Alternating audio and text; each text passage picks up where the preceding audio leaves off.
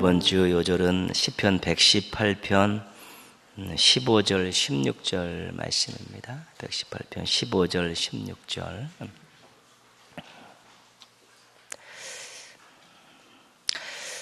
한번 또 암송하고 또 한번 같이 읽으시고 또 같이 말씀 나누도록 하겠습니다.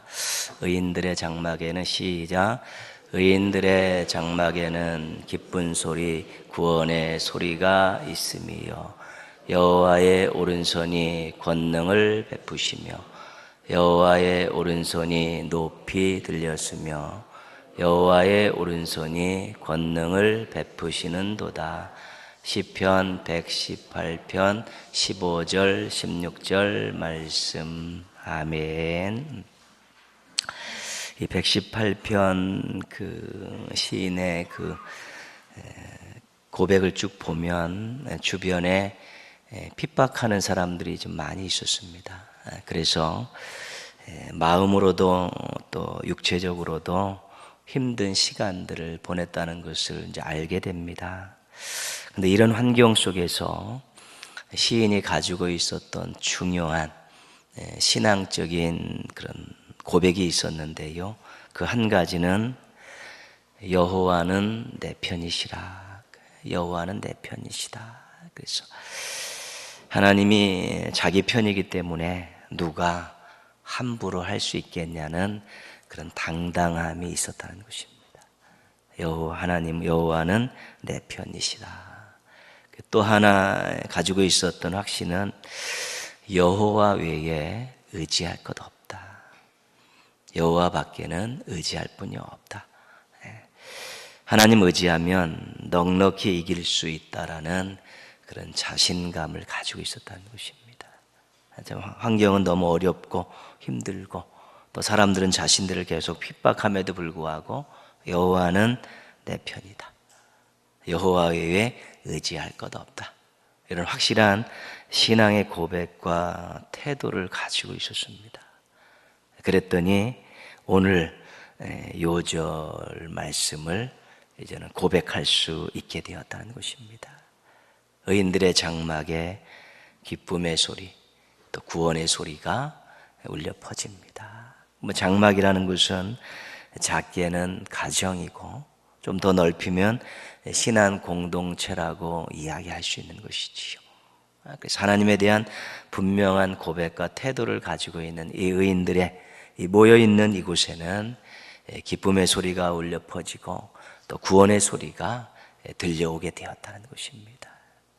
그 이유가 뭐냐면 여호와의 오른손 때문이라는 것입니다. 여호와의 오른손은 오른손을 우리가 권능의 그 상징적인 의미로 하고 있지 않습니까?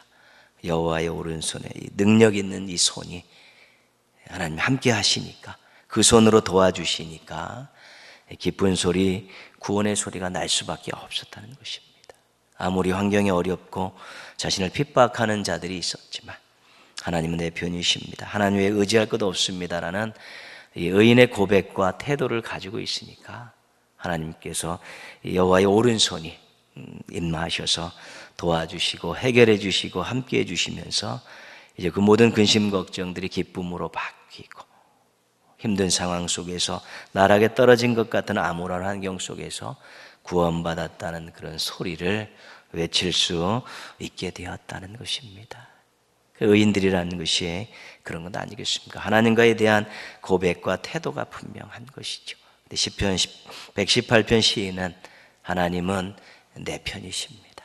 하나님 외에 의지할 것 없습니다라는 이 분명한 고백과 이 태도를 가지고 있을 때 여호와의 오른손이 권능을 베푸시면서 환경적인 어려움들을 넉넉히 이기해 주시고 또 아름다운 고백을 하며 살아갈 수 있게 해주셨다는 것입니다. 그래서 우리 하나님에 대한 아주 분명한 고백과 태도를 가지고 있으면 하나님의 그 오른손이, 능력의 오른손이 우리의 공동체 안에 또 우리의 삶 가운데에서 어려운 일들을 해결할 수 있게 해주시고 또 공격적인 일들에 대해서 또 막아주시고 그러면서 도움을 주시면서 참으로 행복한 신앙인의 모습을 잊어버리지 않게 도와주시는 것입니다.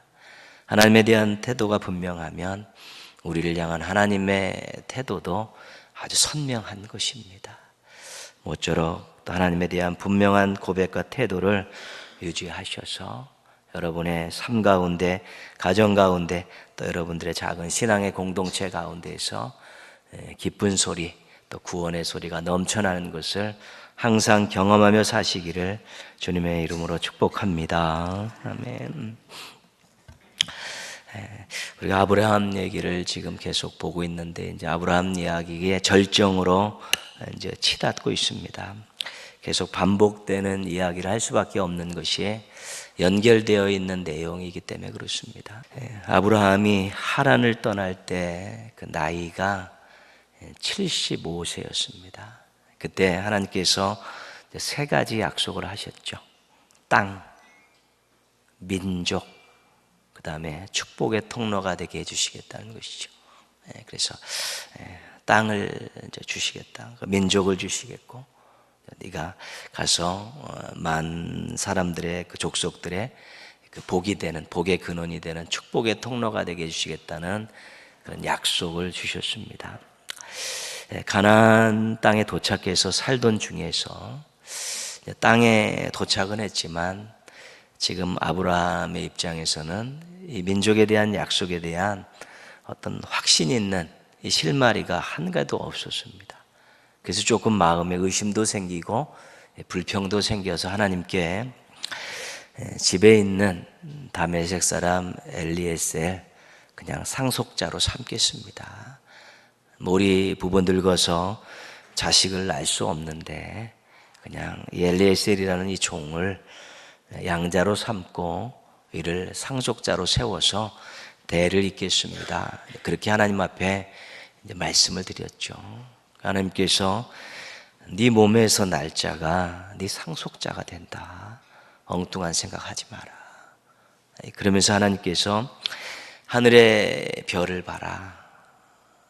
네 후손들이, 너로 인해 생기는 민족들이 저 하늘의 별과 같이 셀 수 없을 정도로 많아질 것이다. 그런 약속을 또 한 번 주셨습니다. 그리고 하나님께서 언약을 맺으시는 의식을 치르죠. 3년 된 암소와 암염소, 또 수양과 이 산비둘기를 가져오라 하셔서 반으로 쪼개고 그것을 펼쳐놓고 하나님께서 그 사이를 지나가신 것이죠. 당대의 언약은 다 짐승들을 반으로 쪼개놓고 언약을 맺는 두 상대가 같이 그 길을 지나가면서 의식을 치르는데, 의식의 내용은 간단합니다. 이곳을 지나간 둘 중에 한 명이 이 약속을 깨면 이 짐승 쪼개진 것처럼 이런 엄청난 대가를 치르게 될 것이다 라는 것이 그 의식의 의미입니다. 근데 하나님께서 짐승들을 쪼개놓고 하나님께서 그 사이를 아브라함과 함께 지나가시는 것이죠. 내가 너에게 약속한 이 민족에 대한, 이 후사에 대한 약속을 지키지 않으면 내가 이 짐승과 같은 꼴이 될 것이다 라고 하나님 스스로 그렇게 언약의 주체가 되셔서 아브라함과 언약을 맺으신 것입니다. 모두 중간 과정에서 사라의 여종 하갈을 통해 이스마엘을 낳게 되었지만 그것도 하나님의 약속의 방법은 아니었습니다. 그런 많은 우여곡절을 겪은 후에 25년이 지난 후에 약속이 이루어졌습니다. 그것이 오늘 1절 2절 말씀이죠. 1절 2절 말씀 같이 한번 읽겠습니다. 여호와께서 말씀하신 대로 사라에게 행하셨으므로 사라가 임신하고 하나님이 말씀하신 시기가 되어 노년의 아브라함에게 아들을 낳으니. 여기서 중요한 말씀은 뭐냐면 여호와께서 말씀하신 대로, 여호와께서 말씀하신 대로. 1절에 두 번 나오고요, 2절에는 하나님의 말씀하신 시기가 되어 그랬죠. 그 말씀하신 대로가 중요합니다. 하나님께서 말씀하신 것을, 약속하신 것을 지키셨다는 것입니다.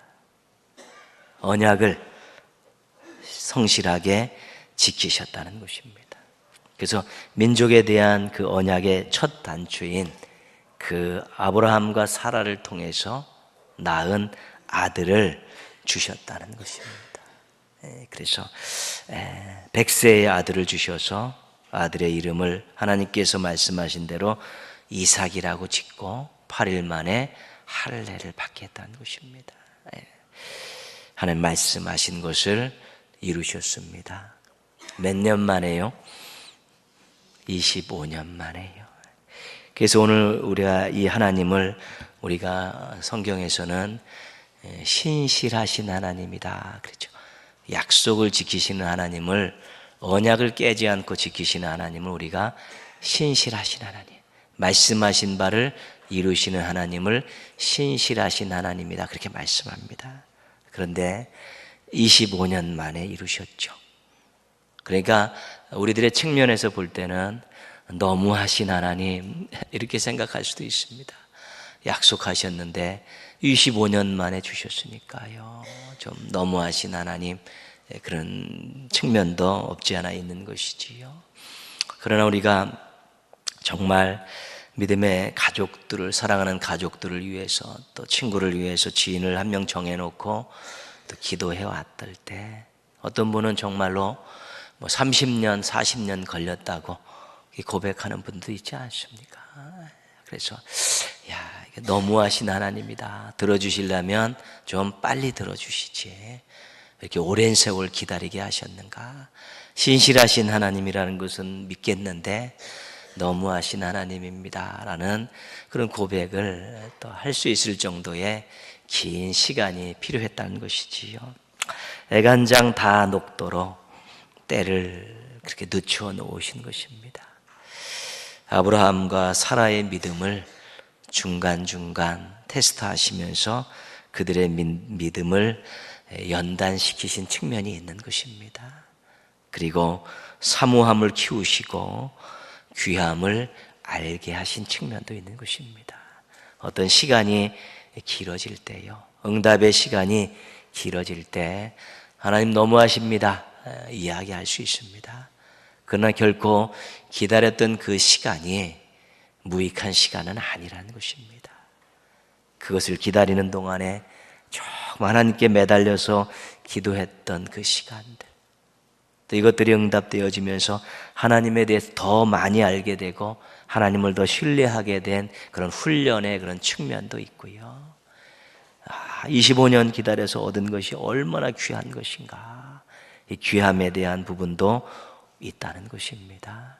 그래서 우리가 신실하신 하나님이 우리에게 약속하신 것을 이루시고 우리의 기도를 오랜 기간 동안 늦추셨다가 응답하신 것이 경험되어졌을 때, 우리 하나님, 신실하신 하나님을 찬양함과 더불어서 또 정말 너무하신 하나님에 대한 서운함도 있지만, 그 기간 동안에 믿음이 연단되고 하나님을 더 알게 되었고 자신이 더 단단해졌다라는 그러한 새로운 은혜도 다시 발견하면서 하나님께 감사할 수 있으면 우리는 그만큼 성장한 것입니다. 하나님과 함께한 시간들은 절대로 헛된 시간이 아닌 것입니다. 분명히 우리에게 어떤 큰 유익이 있는 것입니다. 왜냐하면 하나님이 때를 정하시는 분이 그만큼 늦추셨을 때는 무언가 더 우리에게 유익을 주시고자 하시는 의도가 있기 때문에 그렇습니다. 종합적으로 판단할 필요도 있고 다양한 각도에서 볼 필요도 있는 것입니다. 그래서 하나님께서 우리에게 베푸신 그런 은혜들을 여러 가지 각도에서 보면서 그 신실하신 하나님에 대한 놀라운 경험들을 하는 것도 우리 인생과 신앙의 큰 유익이 될 수 있기 때문에 그렇습니다. 6절 말씀 한번 보시면요, 6절 말씀 같이 읽겠습니다. 사라가 이르되 하나님이 나를 웃게 하시니 듣는 자가 다 나와 함께 웃으리로다. 하나님께서 아브라함에게 아들을 낳게 해주시겠다고 말씀하셨을 때 아브라함이 웃었습니다. 세 명의 그 하나님이 보내주신 그 사자들이 사라에게 네가 임신해서 내년 이맘때 아들을 낳을 것이라고 말해 주었을 때 사라가 웃었습니다. 그때 아브라함과 사라의 웃음은 어떻게 보면 좀 어이없다라는 웃음이고 한편으로는 조금 비웃는 그런 웃음이었습니다. 그런데 지금 사라가 진짜 웃게 됐습니다. 기쁨이 넘치는 웃음이고요, 감사가 넘치는 그런 웃음입니다. 처음에는 그것을 믿지 못해서 우리 부부가 나이가 몇인데요, 무슨 아들을 낳겠습니까? 아브라함도 하나님 앞에 이렇게 엎드려서 피 웃었고요, 사라도 문 뒤에 이렇게 숨어서 피 웃었습니다. 그런데 그 웃음이 무색할 정도로 이제는 막 그 아들을 안고 그 이삭을 낳고 막 사라가 웃는 것이지요. 멈출 수 없는 기쁨의 웃음이고요, 감격적인 감사가 넘치는 그런 웃음을 하는 것이죠. 우리가 이 사라의 모습을 보면서 하나님의 또 한 가지 우리 귀한 측면을 보는데, 웃게 하시는 하나님, 우리를 웃게 하시는 하나님. 우리가 믿음이 없어서 웃지 못하는 것이지 우리가 믿음이 있으면 웃을 수 있는 것입니다. 웃을 일들이 많이 생기고 웃을 일들을 많이 만들어 주시는 것입니다. 그래서 신실하신 하나님을 우리가 경험하면서 웃게 하시는 하나님을 간증할 수 있다면 그것만큼 행복한 인생이 어디 있겠습니까? 하나님 저에게 약속하신 것, 제가 기도하신 것, 시간은 좀 많이 걸렸을지 몰라도 하나님 이루어 주시고 들어주셔서 감사합니다. 신실하신 하나님을 찬양하면서 한편으로는 마음껏 너무 기뻐서 감사해서 웃는 그 웃음을 띄우면서 웃게 하시는 하나님을 사람들에게 소개하고 간증할 수 있으면 정말 행복한 인생, 아름다운 인생이 될 수 있는 것인데, 아브라함과 사라가 경험했던 25년 걸려서 경험했던 신실하신 하나님, 웃게 하신 하나님, 우리들도 얼마든지 경험하고 고백하고 간증하며 살 수 있는 것입니다. 하나님에 대한 이 믿음을 결코 놓지 않으시고 아주 굳건한 믿음으로 잘 하나님 말씀 붙들고 또 기도하시는 가운데 신실하신 하나님을 찬양하고 웃게 하시는 하나님을 간증하며 살아가는 행복한 신앙인들 되시기를 주님의 이름으로 축원합니다. 그 블레셋 땅의 그랄 지역을 통치했던 그 왕이 아비멜렉이었죠. 우리가 지난 시간에 봤을 때 아내를 노이라고 속여서 한번 헛된 신고식을 치렀던 그 블레셋의 한 그 도시를 책임지고 있는 왕이 아비멜렉입니다. 그 아비멜렉과 군대 장관 비골이 아브라함을 찾아왔습니다. 23절 말씀 보시면요, 오늘 23절 말씀 보시면 그 아비멜렉이 찾아와서 아브라함에게 무슨 말을 하냐면 23절 말씀입니다. 같이 한번 읽겠습니다. 그런즉 너는 나와 내 아들과 내 손자에게 거짓되이 행하지 아니하기를 이제 여기서 하나님을 가리켜 내게 맹세하라. 내가 내게 후대한 대로 너도 나와 내가 머무는 이 땅에 행할 것이니라. 아멘.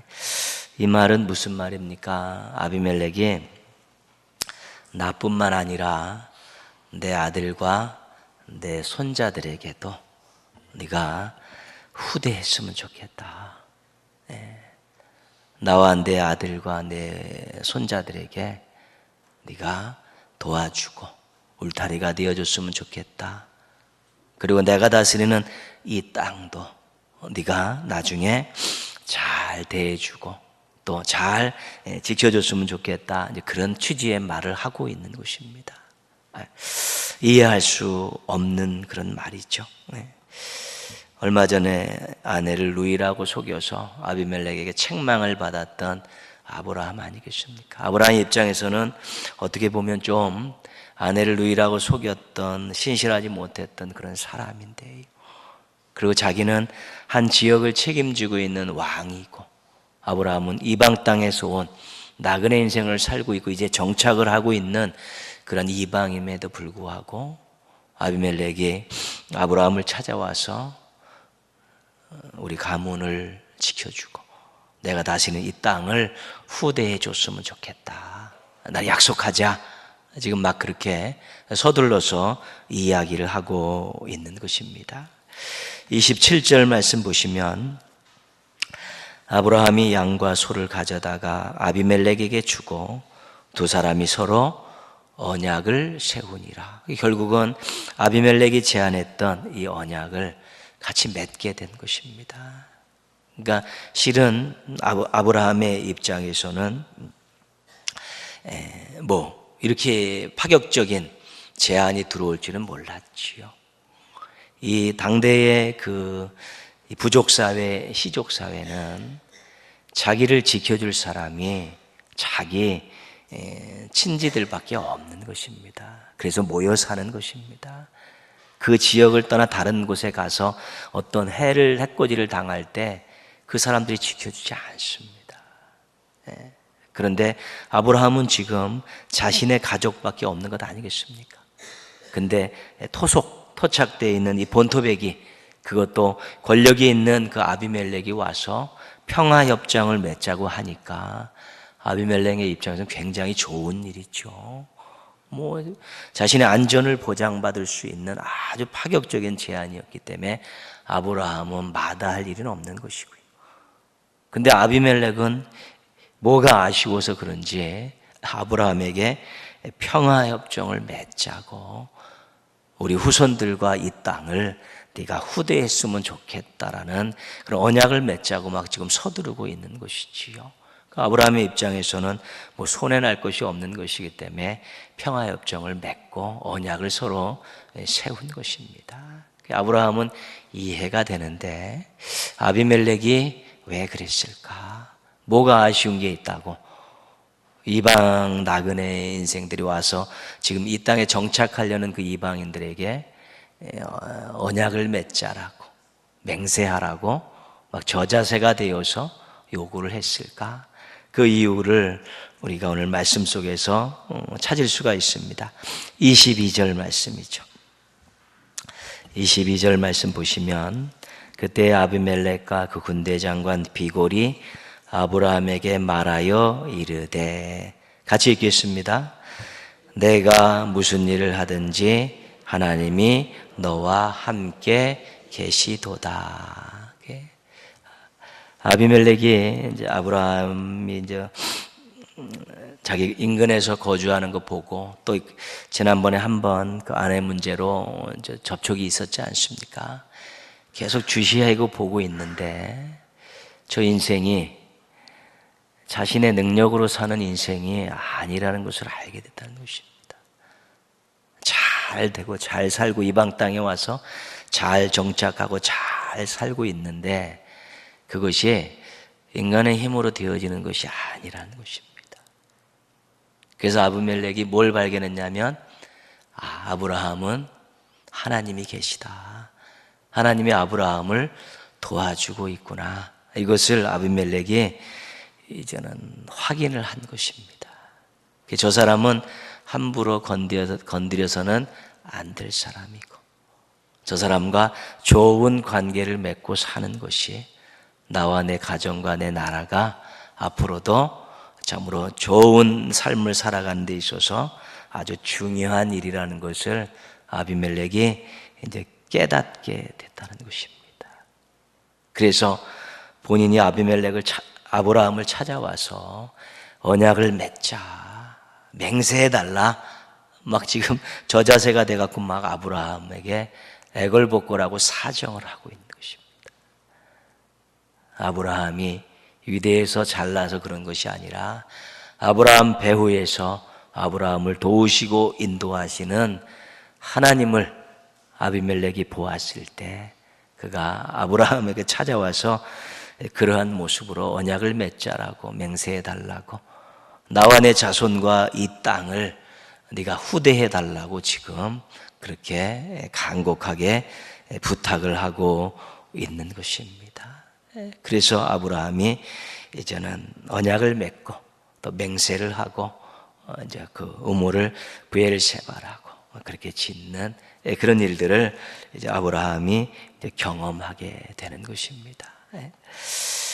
하란을 떠나올 때 하나님께서 약속하신 것, 아까 세 가지를 말씀드렸었죠. 땅과 민족, 또 한 가지가 축복의 통로라고 말씀드렸는데, 그 말씀이 이렇게 되어 있습니다. 12장에는 내게 복을 주어 내 이름을 창대하게 하리니 너는 복이 될지라. 너를 축복하는 자에게는 내가 복을 내리고 너를 저주하는 자에게는 내가 저주하겠다. 이 약속이 이제 아브라함이 가나안에 와서 아비멜렉을 통해서 이루어지는 것입니다. 아비멜렉이 아브라함을 높이고 아브라함에게 와서 저자세로 언약을 맺고 맹세하라고 이야기하면서 아브라함이 정말 아비멜렉의 그 땅에는, 그 후손에게는 큰 복을 제공하는 축복의 통로의 역할을 감당할 수 있게 되었다는 것입니다. 자신의 삶과 가정에 하나님이 함께 하신다는 것을 보여주는 것, 중요한 것입니다. 이것은 사명입니다. 그리스도인의 사명. 그 많은 사명 가운데 한 가지가 자신의 인생과 가정에, 또 아니면 자신이 행하고 있는 여러 가지 일들에 하나님이 함께 하신다는 것을 사람들에게 보여주는 것, 굉장히 중요한 일이고 사명입니다. 자신이 신앙생활을 잘하고 있다는 증거이기 때문에 그렇습니다. 신앙생활을 잘하고 하나님과의 관계가 좋으니까 하나님이 함께 하신 증거가 자신의 삶과 자신의 삶의 자리에 나타나는 것 아니겠습니까? 그리고 하나님의 이름을 높이는, 하나님의 영광을 드러내는 중요한 일입니다. 내가 복받는 것 같고 내가 많은 것들을 하나님으로부터 누리고 살지만 그걸 통해서 하나님의 이름이 높여지고 하나님의 영광받는 일들이 생겨나게 되는 것이고요. 또 실은 그것이 복음을 전하는, 또 전도하는 중요한 또 하나의 방편이 되기 때문에 그렇습니다. 그래서 그리스도의 향기를 알려라, 마찬가지죠. 하나님의 영광을 드러내라, 다 그런 내용들이 자신의 삶과 삶의 자리에서 하나님이 함께 하심을 보여줄 때만이 감당할 수 있는 사명이 될 수 있는 것입니다. 아브라함은 하나님과 언약을 맺고 그 언약이 이루어지면서 엄청나게 큰 복을 받았습니다. 그리고 아브라함은 아비멜렉과 언약을 맺고 그 복을 나누어 주는 사명자가 된 것입니다. 하나님과 맺은 언약은 자신에게 복이 되었지만 아비멜렉과 맺은 언약은 아비멜렉에게 복이 된 것입니다. 복 받고 복을 나누어 주는 것, 이것이 아브라함을 통해서 주신, 교회와 신앙인들에게 주신 그런 삶의 아주 중요한 모습입니다. 하나님으로부터 받은 복을 세상에 전달하는 것, 하나님으로부터 받은 은혜와 복과 사랑을 세상에 나누어 주는 것, 이것이 그리스도인의 귀한 사명이고 교회의 귀한 사명인 것입니다. 그래서 아브라함은 두 가지 언약을 통해서 이 일을 이룬 것이죠. 하나님과 맺은 언약을 통해서 하나님께 복을 받고, 아비멜렉과 언약을 맺고 아비멜렉의 복을 전달해 주는 이 일을 감당할 수 있었다는 것입니다. 근데 중요한 것이요, 받은 게 있어야 나누어 주죠. 들어온 게 있어야 내보내죠. 그렇지 않습니까? 그래서 우리가 하나님과의 관계를 좋게 하는 또 하나님께로부터 주신 귀한 은혜와 사랑과 복을 받는 이러한 신앙생활을 잘해야 하나님으로부터 주신 귀한 것들이 넘쳐나고 그것들을 또 흘려보낼 수 있고 나눌 수 있고 그런 것입니다. 그래서 받아야 나눌 수가 있고 충만해야 흘려보낼 수가 있는 것이고요. 또 한 가지는 받긴 받았는데 문을 열지 않을 수 있다는 것입니다. 하나님부터 많은 것을 받긴 받았는데 문을 안 열면 흘려보낼 수가 없는 것입니다. 이기적인 욕망에 이 문을 열지 못하면, 이 마음의 문을 열지 못하면 받긴 받았는데 흘려보낼 수 없고 나누어 줄 수 없는 것입니다. 그렇기 때문에 우리가 하나님과의 관계를 잘 맺고 하나님 주신 사명을 이 땅에서 감당하기 위해서 우리 하나님과의 관계를 좋게 하면서 하나님으로부터 귀한 것들을 많이 받고요. 우리가 또 우리의 마음에 이기적인 그런 마음의 문들을 사랑의 문으로 열어서 다 열어서 이렇게 흘려보내고 나누어주는 그러한 일들을 잘 감당할 때 가장 아름다운 인생이고 하나님 기뻐하시는 인생이 될 수 있고 사명을 감당하는 충성된 인생이 되어질 수 있게 되는 것입니다. 하나님이 주시겠다 약속하신 것들 믿음으로 많이 받아 누리시기를 바랍니다. 그리고 사명자의 마음을 가지고 주신 것들 흘려보내시고 나누시면서 복받은 인생이 복을 나누어 주는 인생으로 또 새로운 하나의 또 인생의 중요한 부분들을 개척해 나가신다면 또 정말 하나님 기뻐하시고 또 사람들이 흠모할 만한 멋진 인생을 살아가실 수 있게 될 것입니다. 복 받고 복을 나누어 주고 복을 넘치도록 받고 복을 흘려보내는 우리 멋진 인생 살아가는 동인의 가족들 되시기를 주님의 이름으로 축원합니다.